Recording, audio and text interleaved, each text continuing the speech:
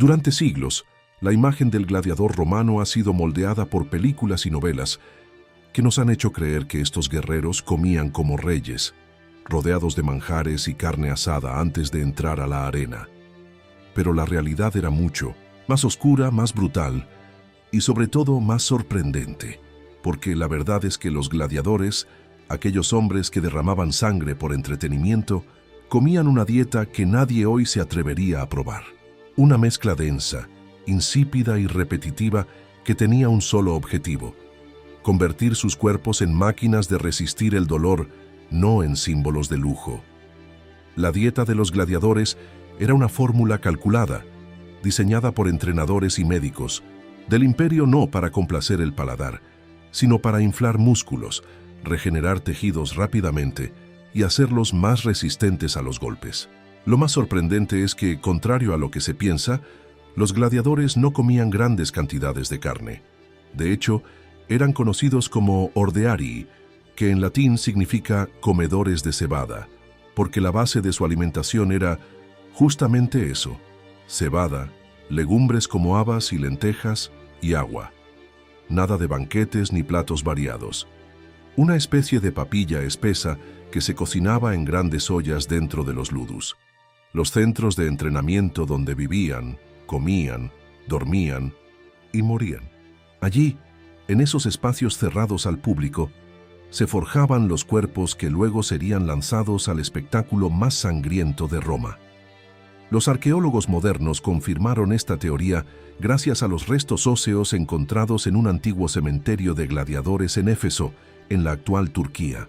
Los análisis revelaron una altísima proporción de estroncio en sus huesos, un mineral que se encuentra en vegetales y que es escaso en carnes. Pero el detalle más espeluznante fue descubrir que estos guerreros consumían regularmente algo que hoy nos resultaría impensable: ceniza. Sí, ceniza de madera o de huesos quemados mezclada en sus comidas o bebidas.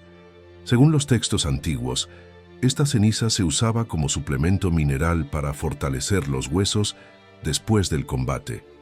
Era una forma primitiva, pero efectiva, de medicina nutricional.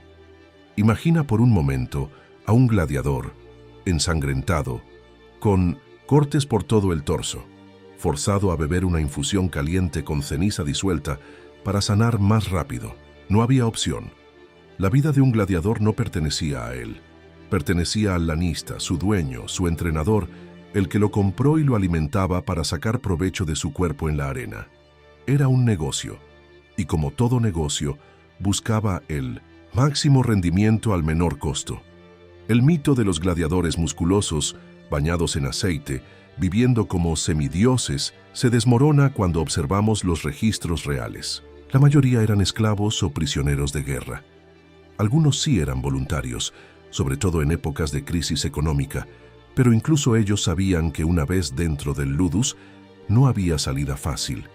Dormían en celdas colectivas, entrenaban hasta el agotamiento bajo el látigo de los doctores y comían 2 veces al día, esa papilla que ahora los expertos han recreado en laboratorios modernos, una mezcla espesa de cebada cocida, legumbres hervidas, un poco de grasa animal, agua y ceniza purificada.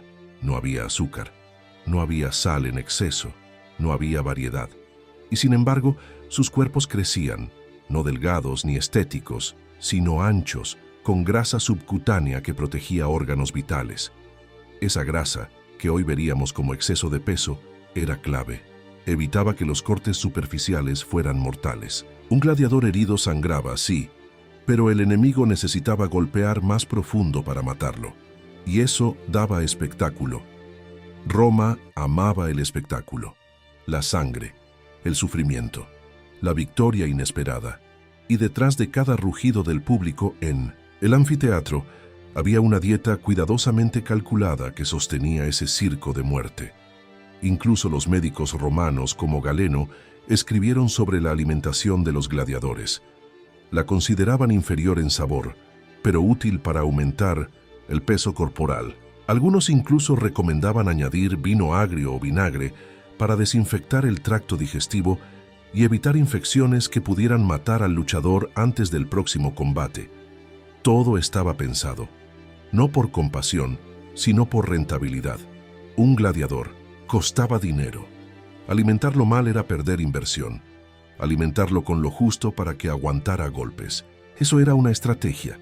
Y en el centro de todo esto estaban los Lanistae, los hombres que dirigían las escuelas de gladiadores. No eran simples entrenadores, eran empresarios, figuras temidas incluso por senadores y militares. Compraban gladiadores, negociaban contratos para espectáculos, elegían las dietas, controlaban los medicamentos y hasta decidían cuándo uno debía morir para entretener más. Algunos Lanistae se hicieron ricos, muy ricos, y lo hicieron alimentando a sus esclavos con el mínimo necesario para que fueran funcionales y espectaculares. Por eso, cuando ves una imagen de un gladiador, no estás viendo a un hombre libre, comiendo carne y bebiendo vino. Estás viendo a un esclavo hipermusculado, alimentado con papilla, ceniza y legumbres, entrenado como un animal, esperando su turno para derramar sangre por diversión ajena. Roma no creó guerreros por pasión, los creó por negocio, y cada cucharada de esa dieta miserable era parte del show. Pero ¿cómo afectaba realmente esta dieta al cuerpo de un gladiador? ¿Era posible mantener la fuerza con tan poco? ¿Y qué comían antes de un combate importante? ¿Existían rituales alimenticios secretos? Las respuestas a estas preguntas revelan una cara aún más macabra de la maquinaria romana, donde la nutrición se mezclaba con el miedo, la superstición y la brutal eficiencia imperial. Pero la dieta no era solo un método de nutrición, era una estrategia, una herramienta de supervivencia diseñada con precisión quirúrgica. Los entrenadores, conocidos como Lanistae, sabían que sus gladiadores eran productos valiosos, inversiones vivas que necesitaban mantenerse en perfecto estado, fuertes y resistentes, no solo para ganar, sino para durar. No importaba si un luchador era de origen tracio, galo o escita. Al momento de entrar al ludus, todos eran transformados en armas humanas, y cada arma debía ser forjada cuidadosamente desde adentro.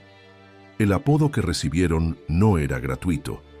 Se les llamaba los comedores de cebada, ordeari, porque la base de su alimentación era el grano humilde que el ciudadano romano común despreciaba.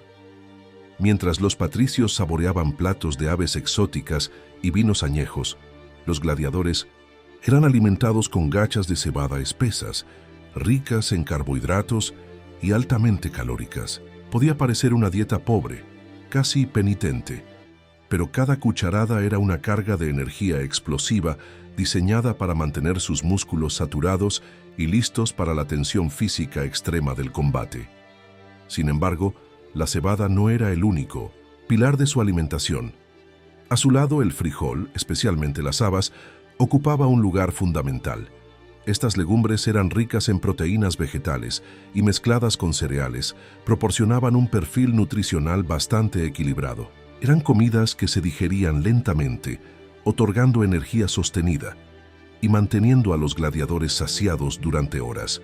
Pero detrás de esta combinación aparentemente simple, había algo más oscuro. Algunos historiadores sospechan que ciertos entrenadores utilizaban también ingredientes secretos, preparados que hoy podrían considerarse dopaje natural, decocciones de hierbas, mezclas minerales e incluso extractos de plantas con propiedades estimulantes o sedantes, dependiendo del temperamento del gladiador, porque cada uno tenía un rol, un estilo, un carácter. No todos los gladiadores eran iguales. Algunos estaban entrenados para luchar con furia, otros con estrategia. Algunos usaban redes, otros espadas cortas, y la alimentación también podía adaptarse a estas diferencias. Por ejemplo, los retiari, ágiles y más delgados, quizás recibían raciones menos pesadas, mientras que los secutores, más robustos, requerían comidas densas que ayudaran a construir masa y soportar los golpes. Era una ciencia empírica, nacida de la sangre y del espectáculo. Pero lo más insólito aún estaba por venir. En el año 1993, en las afueras de Éfeso, en la actual Turquía, arqueólogos encontraron un cementerio con restos óseos de más de 60 hombres jóvenes. El análisis forense reveló algo asombroso. Todos habían muerto entre los 20 y los 30 años. Presentaban traumatismos óseos característicos de combates cuerpo a cuerpo y tenían signos de haber recibido atención médica rudimentaria para sanar fracturas. Todo indicaba que se trataba de un cementerio de gladiadores. Lo verdaderamente impactante surgió al analizar sus huesos a nivel químico. En sus restos óseos, los científicos hallaron concentraciones de estroncio sorprendentemente altas. Este elemento químico, presente en ciertos vegetales y minerales, se acumulaba por el consumo frecuente de un tipo muy particular de bebida, un tónico hecho con cenizas de hueso y vinagre. Sí, cenizas de hueso humano o animal, consumidas regularmente como suplemento mineral. La intención era clara: fortalecer los huesos, endurecer el cuerpo desde adentro, reconstruir el calcio perdido en combates feroces. No se trataba solo de alimentarse, sino de blindarse. Una fortaleza andante cubierta de músculo y hueso regenerado, nutrida con el polvo de los muertos. Este descubrimiento no fue un caso aislado. En Pompeya y otras zonas del imperio se encontraron tablillas y registros que hablaban de la bebida de los fuertes. Algunos textos incluso mencionan que, después de una victoria, los gladiadores sobrevivientes bebían el polvo de sus enemigos incinerados, como una forma simbólica de absorber su poder. ¿Mito? ¿Rito? ¿O realidad brutal oculta por siglos? Todo apunta a que Roma, en su pasión por el control y la eficiencia, cruzaba límites que hoy consideraríamos impensables. Pero la brutalidad no terminaba en el plato ni en la copa. Los entrenamientos eran tan despiadados como las dietas. El sudor, la sangre y las lágrimas se mezclaban en los ludi, donde el sol abrasador caía sobre la arena y las órdenes del doctore eran tan cortantes como las espadas. Y todo ese sufrimiento era mantenido, canalizado, sustentado por una dieta diseñada para no fallar. No había lujos, no había placeres. Comían por necesidad, por función. No había espacio para la gula, solo para la supervivencia. Y sin embargo, en medio de tanta rigurosidad, existían momentos de excepción. Cuando un gladiador se volvía famoso, cuando su nombre comenzaba a ser coreado por el pueblo, cuando los emperadores apostaban por él, a veces se le premiaba. Era común que recibieran pequeñas cantidades de carne, frutas secas o miel. Un banquete simbólico, una celebración efímera del éxito. Pero siempre sabían que al día siguiente la cebada los estaría esperando de nuevo, como recordatorio de que eran propiedad del imperio. En una cultura donde la muerte era espectáculo, la vida del gladiador era una preparación constante para la tragedia. Y cada plato servido, cada bocado ingerido, no era más que un ladrillo más en el muro de resistencia física y mental que construían a diario. Gladiadores que desayunaban con gachas y cenaban con cenizas. Hombres que vivían entre rugidos, sangre y esperanza. Pero incluso ellos, los mejores entrenados, los más fuertes, tenían miedo de un enemigo silencioso: la infección. La siguiente parte de esta historia desentierra un secreto aún más sombrío, sobre cómo las heridas, y no las espadas, podían sellar el destino de estos titanes de la arena. Porque no era solo lo que comían lo que definía su supervivencia, sino también lo que les quitaban. Y cuando una espada no lograba matar, lo hacía la fiebre. Las infecciones eran el enemigo invisible, el asesino silencioso que acechaba tras cada corte, cada fractura, cada astilla clavada en la piel. Porque los gladiadores no solo temían morir en el momento del combate, temían sobrevivir y morir lentamente después. Pocos sabían que tras el espectáculo sangriento en el anfiteatro comenzaba otro tipo de batalla, la contra el tiempo, el dolor y el pus. Roma no contaba con antibióticos. No existía la medicina moderna, pero sí una red rudimentaria de atención médica dentro de los ludi, y eso convertía a los entrenadores y médicos gladiatorios en algo parecido a lo que hoy llamaríamos cirujanos de guerra. Las heridas eran desinfectadas con vinagre hirviendo o aceite caliente. Algunos escritos mencionan el uso de mezclas con miel, conocida por sus propiedades antisépticas, o de telas empapadas en vino tinto para limpiar las zonas abiertas. Pero estos métodos, aunque eficaces en algunos casos, no bastaban ante infecciones internas, gangrenas o lesiones óseas. Una fractura mal curada podía condenar a un luchador al exilio interno, vivir dentro del ludus como sombra de lo que fue, entrenando a otros sin volver jamás al ruedo. Y aquí se revela otro aspecto brutal del mundo gladiatorio. El cuerpo del gladiador no pertenecía a él, era una propiedad del lanista. Y como tal, si un gladiador sufría una herida que comprometiera su rendimiento, el lanista podía tomar la decisión de abandonarlo, venderlo como esclavo común, o incluso, si era económicamente inviable mantenerlo, permitir que muriera en silencio, sin siquiera una tumba con nombre. Pero no todos corrían ese destino. Algunos, los más fuertes, los más valientes, los que sobrevivían combates imposibles eran premiados. El pueblo los convertía en leyendas vivas, y en ese estatus superior nacía una posibilidad real, la libertad. El símbolo era el rudis, una espada de madera entregada por el editor del juego, quien tenía el poder de declarar libre a un gladiador excepcional. No era común, solo unos pocos la recibían, y quienes lo hacían se convertían en mitos, en ejemplos de gloria romana.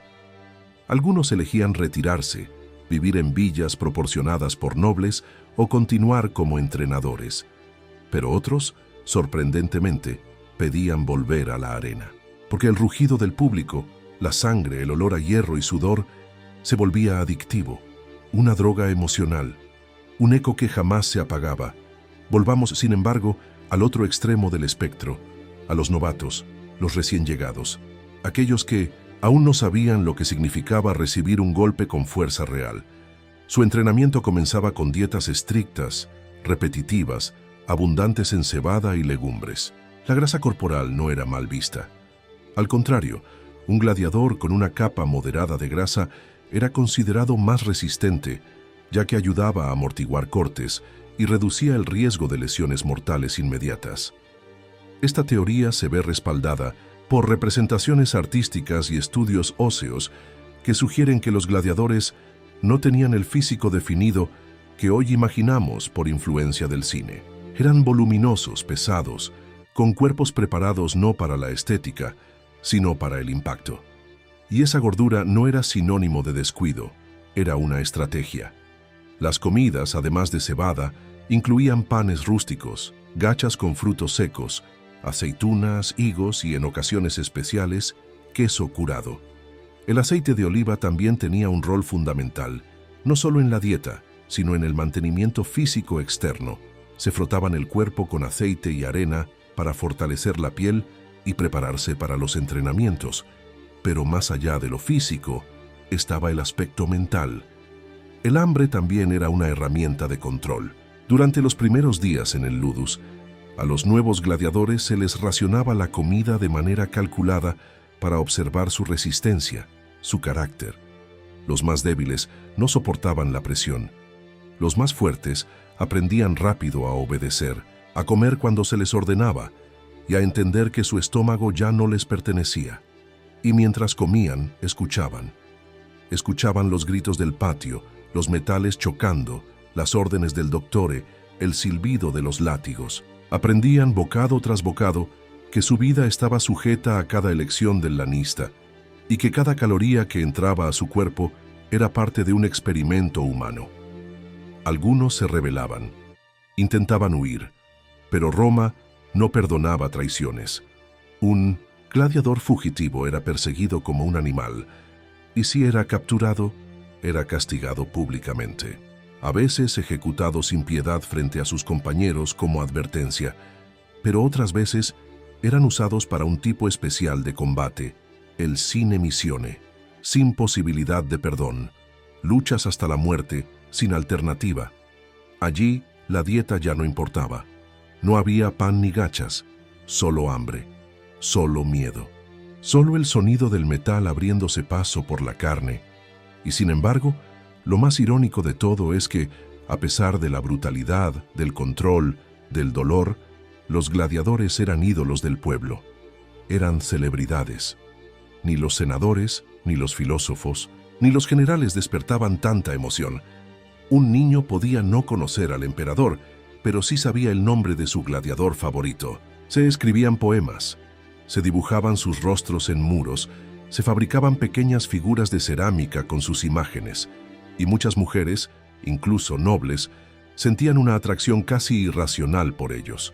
Los veían como viriles, poderosos, desafiantes. Algunos gladiadores mantenían relaciones con matronas casadas, lo que generaba escándalos en las élites. Era la fascinación por el peligro, por el hombre que vivía al filo de la muerte. Todo esto convertía a la dieta gladiatoria en un símbolo de algo mayor. No era solo una rutina nutricional, era parte del mito, parte del ritual, parte de la maquinaria de sangre, sudor y espectáculo que mantenía viva a Roma. Pero, ¿qué ocurría cuando la comida escaseaba? ¿Qué pasaba en tiempos de crisis, guerra o hambruna? ¿Cómo se alimentaban los gladiadores cuando ni siquiera el pueblo tenía pan? En la cuarta y última parte, revelaremos cómo Roma protegía a sus guerreros de la arena, incluso en sus momentos más oscuros, y qué estaba dispuesto a sacrificar para mantener viva la leyenda del gladiador. Porque Roma podía colapsar, las murallas podían tambalearse, pero mientras el Coliseo siguiera en pie, mientras la sangre pudiera seguir siendo derramada, los gladiadores debían ser alimentados. No eran simplemente soldados o esclavos, eran una inversión, una herramienta de control social, un espectáculo que mantenía a la multitud distraída del hambre, la miseria o la corrupción del Senado. El pan podía escasear en las calles, pero no en los ludi.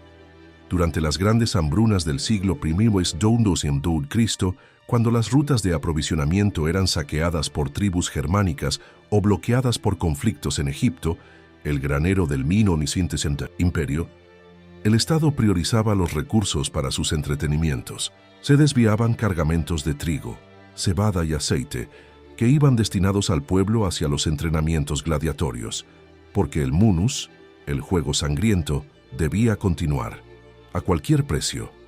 Algunos ciudadanos morían de inanición, mientras los luchadores del anfiteatro recibían gachas de avena, panes calientes recién horneados y caldos preparados con huesos y raíces. Esta realidad no era un secreto. El pueblo lo sabía y aún así lo toleraba, porque en la arena encontraba una ilusión de justicia, un reflejo de orden, una descarga emocional. Ver a un gladiador vencer, resistir, morir con dignidad, era más importante que llenar el estómago. Pero no todos dentro del sistema gladiatorio eran tratados igual. Existía una jerarquía interna. Los retiarii, ligeros, sin armadura, armados con redes y tridentes, recibían menos raciones que los secutores, pesados entrenados para enfrentamientos prolongados.